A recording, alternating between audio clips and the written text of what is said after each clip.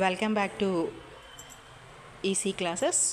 So last సెక్షన్లో already simple parity గురించి discuss చేసుకున్నాము. ఈ సెషన్లో మనం 2D ప్యారిటీ చెక్కర్ గురించి డిస్కస్ చేసుకుందామండి. So 2D means 2 dimensional parity check. So ఇక్కడ మనకి 2 డైమెన్షనల్ అంటే these are the 2 dimension X axis and Y axis. So ఈ రో వైజ్ ప్యారిటీ చెక్ చేసుకుంటున్నాం, మన కాలం వైజ్ ప్యారిటీ అనేది మనం ఇక్కడ చెక్ చేసుకొని డేటా అనేది ఫార్వర్డ్ చేసుకుంటున్నాం అనమాట.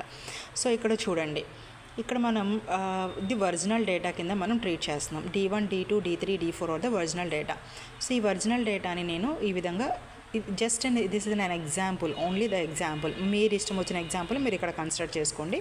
ఇక్కడ మనం ఏదైతే డేటాని తీసుకున్నామో ఆ డేటాని నేను ఇక్కడ కన్సిడర్ చేస్తున్నాను అనమాట. సో ఇక్కడ చూడండి, ఇక్కడ నాకు ఎన్ని వన్స్ ఉన్నాయి? 2 వన్స్ ఉన్నాయి. 2 వన్స్ ఉన్నాయి కాబట్టి దిస్ ఈజ్ అనే ఈవెన్ ప్యారిటీ. ఈవెన్ అన్నప్పుడు ఏమవుతుంది, ఇక్కడ మనకి ఈ రోలో ఈవెన్ ఏమవుతుంది మనకి?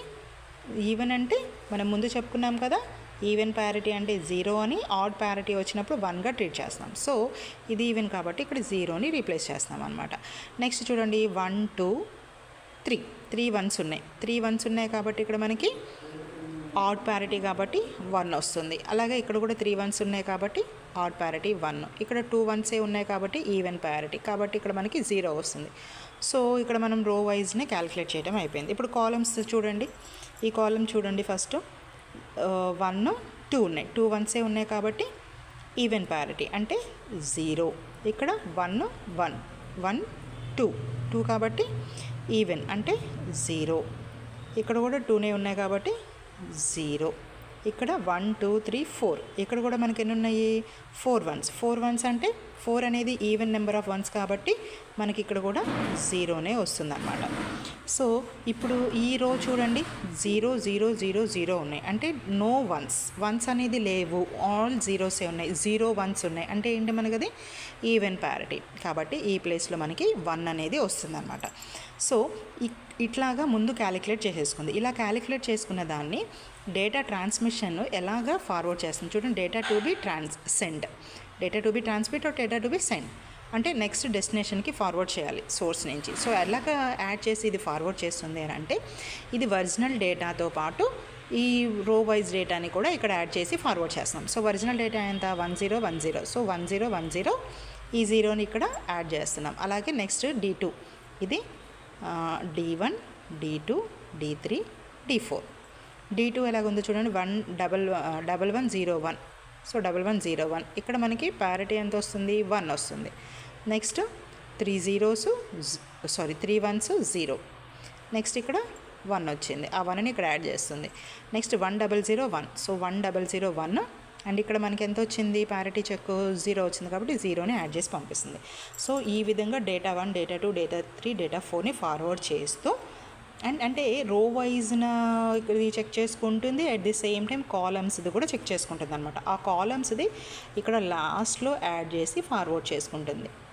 ఓకే, సో ఈ డేటా అనేది రిసీవర్ సైడ్ రిసీవ్ చేసుకున్న తర్వాత ఎవ్రీ బిట్ని ఇక్కడ మళ్ళీ రీకాలిక్యులేట్ చేసుకుంటుంది అనమాట. రీచెక్ చేసుకొని ఒరిజినల్ డేటాని ఫార్వర్డ్ చేస్తుంది. ఎస్ అయితే ఈ డేటా ఒరిజినల్ అని చెప్పి ఫార్వర్డ్ చేస్తుంది అనమాట. మనం నిన్న చెప్పుకున్నట్లుగానే, లాస్ట్ సెషన్లో చెప్పుకున్నట్లుగా సింపుల్ ప్యారిటీ చెక్లోనైనా సరే, 2D ప్యారిటీ చెక్స్లోనైనా సరే మనకి ఎర్రర్స్ అనేది వచ్చినా ఇది ఐడెంటిఫై చేసుకోలేదన్నమాట.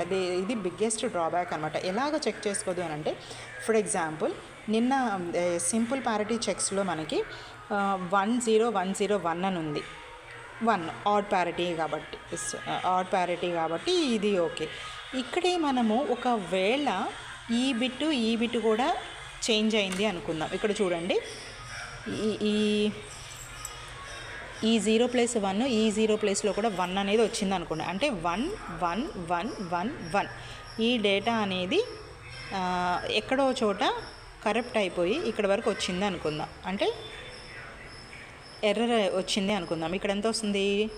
5 వన్స్ వస్తుంది. 5 వన్స్ అంటే ఎంత మనకి? ఈవెన్ ప్యారిటీనే కదా, అవునా? సారీ, ఆడ్ ప్యారిటీనే కదా. ఆడ్ ప్యారిటీ అంటే ఏంటి? 1ఏ కదా. అప్పుడు మీరు ఇది ఇక్కడ చెక్ చేసుకున్నప్పుడు ఆడ్ ప్యారిటీనే ఉంది, ఆడ్ నెంబర్ ఆఫ్ వన్స్ ఉన్నాయి కాబట్టి వచ్చిన డేటా అనేది యాక్సెప్ట్ చేసుకుంటుంది కదా. But can we have generate the error.